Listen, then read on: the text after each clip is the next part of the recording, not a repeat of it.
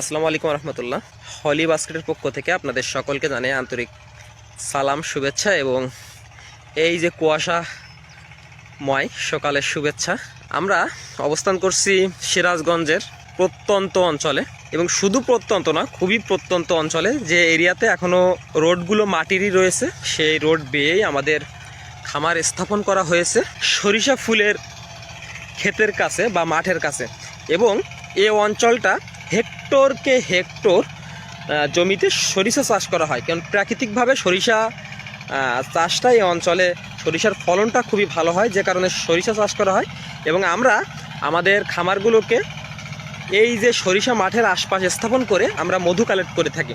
তো সেই সকাল সকাল আমাদের টিম এখানে পার্মানেন্ট আছে, এবং আমরা সকাল সকাল ঢাকা থেকে আমাদের হলি বাস্কেট টিম নিয়ে আমরা উপস্থিত হয়েছি আমাদের খামারের কার্যক্রমকে আমাদের যে কাস্টমার বৃন্দ আছে তাদেরকে দেখানোর জন্য। কারণ আমাদের অনেক কাস্টমার অনেক সময় বিভিন্ন ধরনের প্রশ্ন করে থাকে, বা আমরা বিভিন্ন ধরনের প্রশ্নের সম্মুখীন হয়ে থাকি যে আমরা মধুটা কীভাবে কালেক্ট করি, সংগ্রহ করি, বা আমরা কিভাবে এই মধুটা উৎপাদন করি।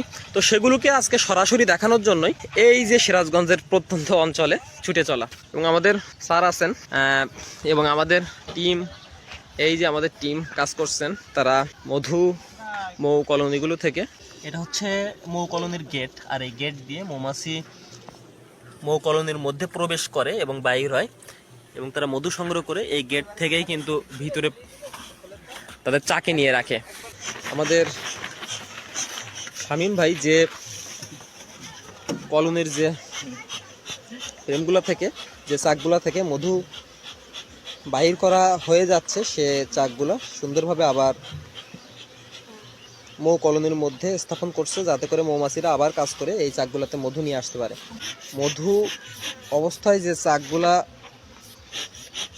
কলোনি থেকে বাইর করা হয়, এবং এই চাক থেকে মধু নিষ্কাশন করা হবে স্ট্রাকচার মেশিনের মাধ্যমে বা মধু নিষ্কাশন মেশিনের মাধ্যমে।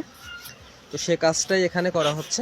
আর এখান থেকে সরেই আমাদের যে মূল কার্যক্রম, যে মধু বাইর করা, সেটা হচ্ছে এ সাইডে করা হচ্ছে।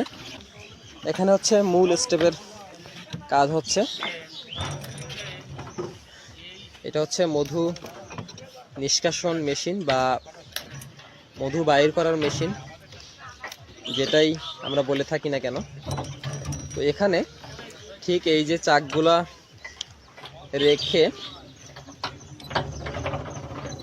এটা যখন ঘুর দেওয়া হয়, তখন কিন্তু বাতাসের একটা চাপ তৈরি হয় এর মধ্যে, আর সেই চাপে এই মধুগুলো বাইরে হয়ে আসে। আর এই মধুগুলো ধীরে ধীরে মধ্যে যে জমা হয়, জমা হওয়ার পরে নিচে পাইপের ব্যবস্থা আছে, ফিল্টারিং হয়ে পাইপ দিয়ে কিন্তু সরাসরি এই যে আসতেছে। এবং এখান থেকে এই যে গ্যালনগুলা ঠিক এমন, এই যে গ্যালন দুইটা অলরেডি আমাদের মধু বাইর করা হয়ে গেছে। এভাবেই আমাদের মধুগুলো সংগ্রহ করা হয়ে থাকে। তো এভাবেই আমাদের কার্যক্রম। এক সপ্তাহ পর পর এই যে মধু বাইর করা হয় এই কলোনিগুলো থেকে, এবং আমরা চেষ্টা করছি আমাদের জায়গা থেকে খাঁটি মধু উৎপাদন করে আমরা এগুলোকে বাজারজাত করার জন্য। তো অবশ্যই হলি বাস্কেট টিমের সঙ্গে থাকবেন, আমাদের সঙ্গে থাকবেন। আমরা চেষ্টা করছি যে খাঁটি মধুগুলো সোর্স করে বা নিজস্ব মৌ খামার থেকে উৎপাদন করে আমরা এগুলোকে আমাদের কাস্টমারের কাছ পর্যন্ত পৌঁছানোর জন্য। তো অবশ্যই দোয়া করবেন, আমাদের সঙ্গে থাকবেন, আমাদের প্রতিষ্ঠানের সঙ্গে থাকবেন, আমাদের পণ্যগুলো বেশি বেশি খাবেন। আমরা খাঁটি পণ্য দেওয়ার জন্য আপ্রাণ চেষ্টা করছি। যেখানে যে প্রোডাক্টটাই ভালো হয় সেখানে আমরা ছুটে চলেছি। অবশ্যই আপনারা আমাদের পাশে থাকবেন, সহযোগিতা করবেন, আমাদের জন্য দোয়া করবেন, যাতে করে ভালো প্রোডাক্টগুলো সোর্সিং করে আপনাদের কাছে বরাবরের মতো পৌঁছাইতে পারি, আরও যাতে আমরা গুণগত মান ধরে রাখতে পারি বরাবরের মতো। অবশ্যই আমাদের জন্য দোয়া করবেন। ধন্যবাদ সকলকে। আসসালামু আলাইকুম রহমতুল্লাহ।